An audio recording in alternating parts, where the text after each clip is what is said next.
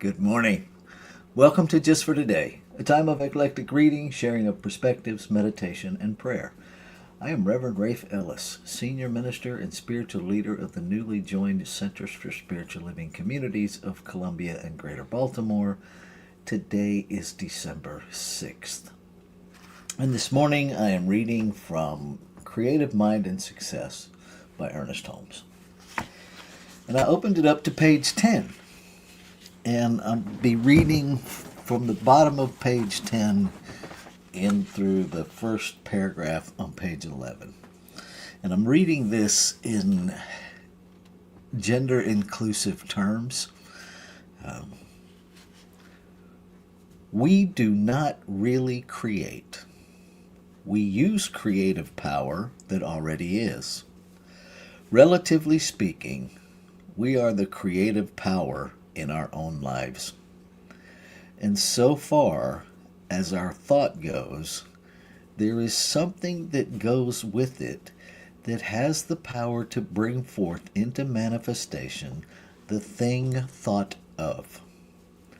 Hitherto, we have used this creative power in ignorance, and so have brought upon ourselves all kinds of conditions.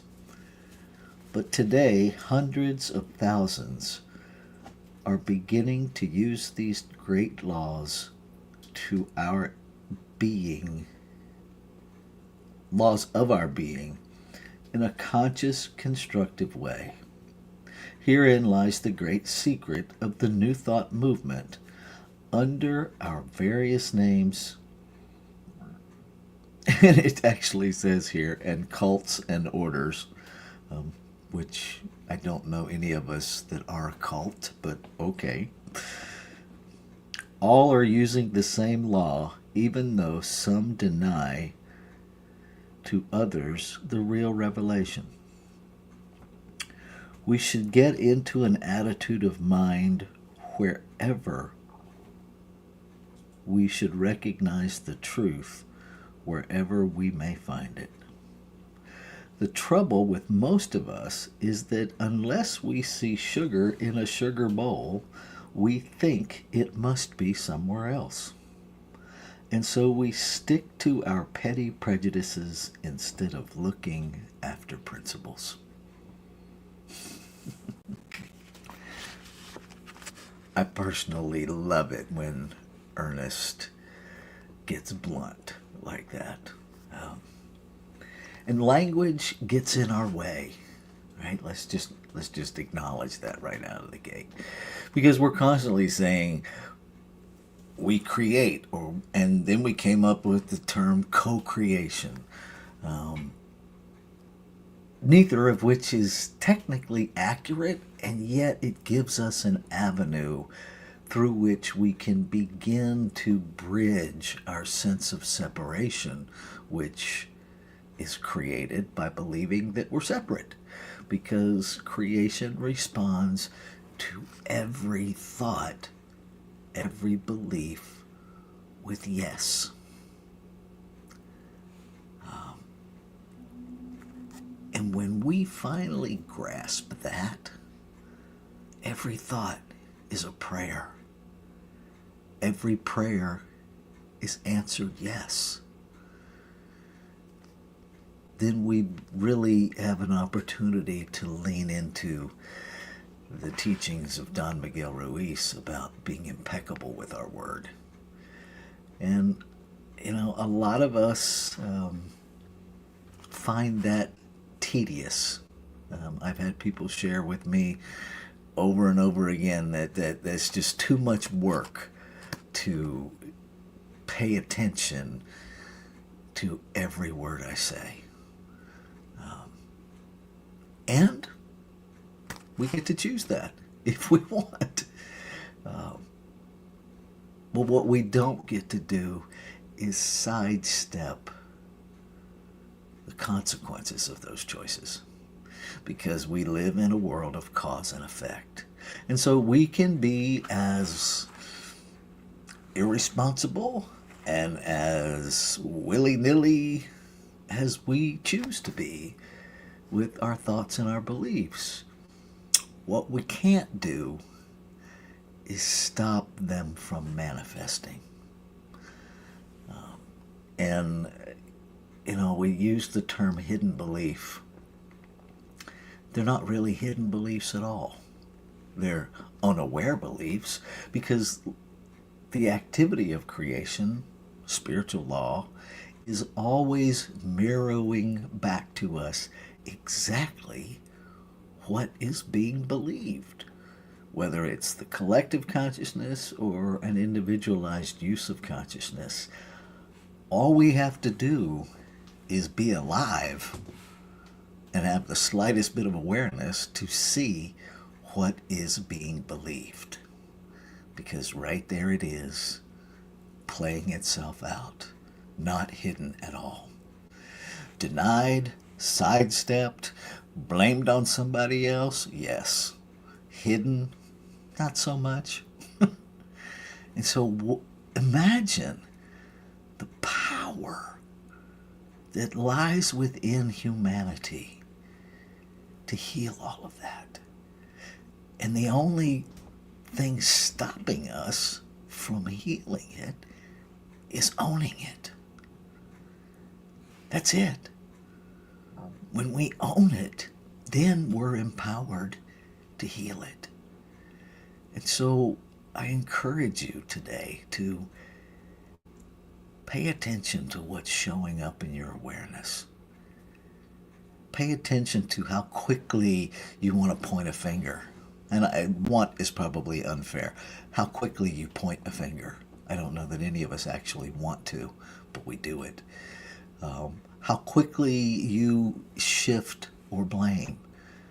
And then maybe pause and explore this idea, this reality of oneness, that in spiritual essence means whatever I'm experiencing is as much mine as it is anybody else's. If I experience somebody else's nastiness, it's my nastiness too. There's only one of us here. It would be like me saying when I stump my toe in the middle of the night, my toe is the only part of my body aware of that. And that's just not the case, right? You stub your toe in the middle of the night, every cell in your physical body knows that happened. And every cell in your physical body comes to the rescue to help deal with it. All of the endorphins and blood flows and everything else change to respond to that bumped toe. And so the creative power within us is available to respond to all of the societal bumped toes, to all of the vitriol, to all of the hatred, to all of the prejudice, to all of the racism. But what we have to know is that the healing is already done. It's kind of like that sugar bowl that Ernest talks about in the reading. We have to know that the healing is already present. We have to believe it in order to see it. That there is nowhere else. It has to be here, because here is all there is. So I'm going to read this paragraph one more time and invite us each to go into that inner place and to just be present, to listen to what the infinite has to share with the human today. We do not really create. We use creative power that already is. Relatively speaking, we are the creative power in our own lives. And so far as our thought goes, there is something that goes with it that has the power to bring forth into manifestation the thing thought of. Hitherto, we have used this creative power in ignorance, and so have brought upon ourselves all kinds of conditions. But today, hundreds of thousands are beginning to use these great laws of our being in a conscious, constructive way. Herein lies the great secret of the New Thought movements under their various names. All are using the same law, though some deny to others the real revelation. We should get into an attitude of mind wherein we should recognize the truth wherever we may find it. The trouble with most of us is that unless we see sugar in a sugar bowl, we think it must be somewhere else. And so we stick to our petty prejudices instead of looking after principles. So let's take that into our time of meditation and contemplation.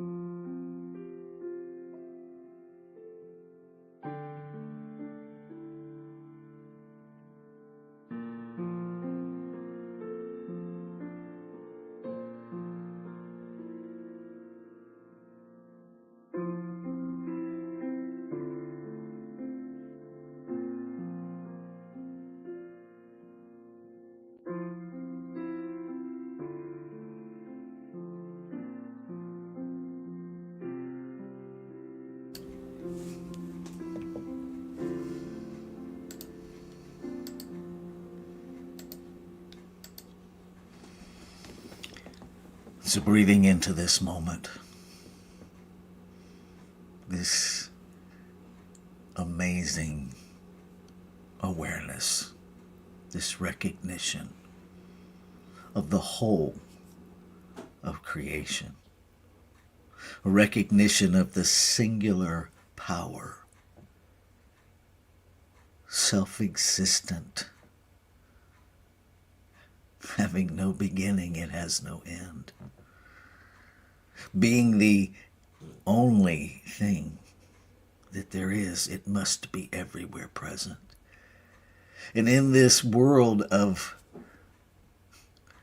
magnificently diverse expressions of life, it must be this one individualizing itself, expanding itself through individualized expression. Each expression an intentional, on purpose, one of a kind, never to be repeated desire of creation to know and experience itself as each idea.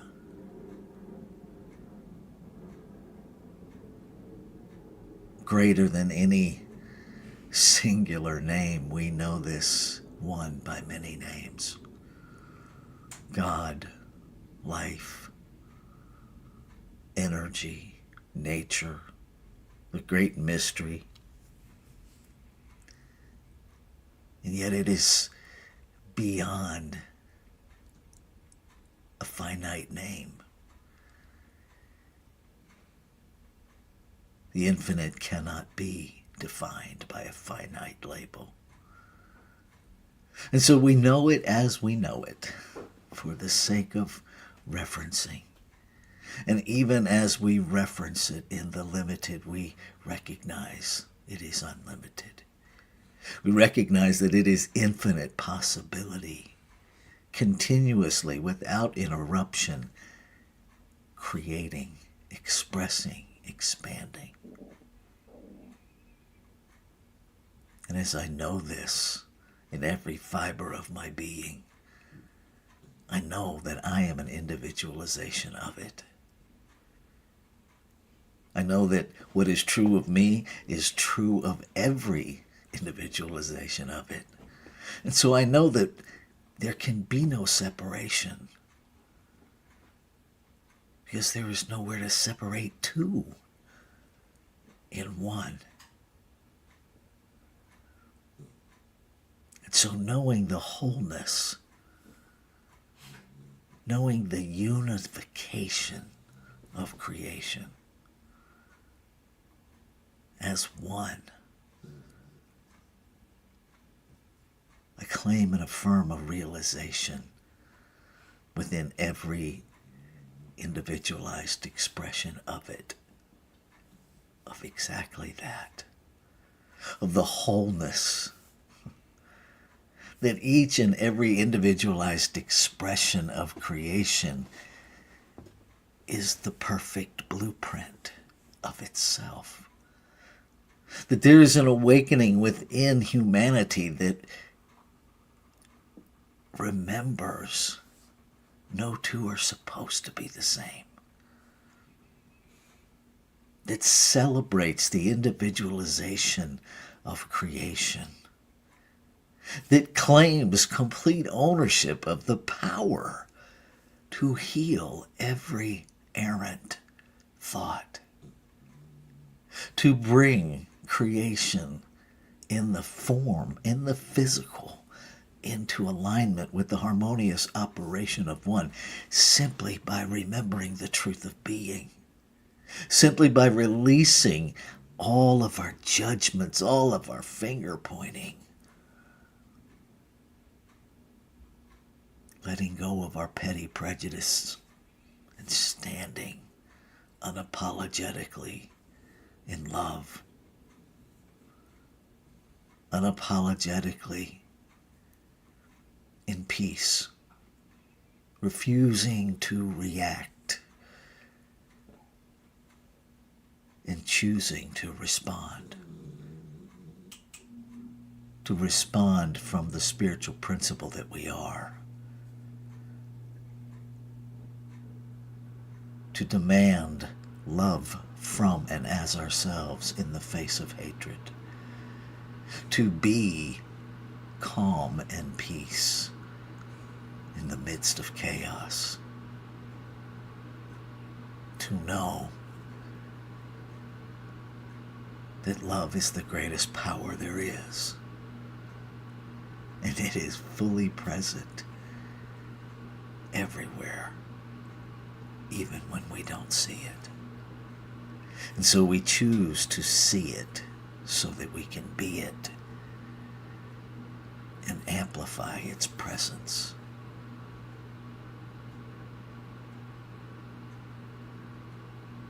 And knowing that the word spoken is the word fulfilled, I give thanks. I give thanks in that analogy of the sugar bowl that I know it's already done. I know the bowl is already filled and running over with love, with peace, as the presence of the infinite already is everywhere. Grateful for this truth. And so I release every idea, every fear, every doubt, every thought that would in any way negate or diminish the full experience of the manifestation of the word spoken. I let it all go. I let go of any idea of controlling the outcome, and I open myself to be used, to be solution, to be present, to embody the truth that I am to be. Ashe. Shalom. Aho. Amen. Amen. And so it is. Namaste.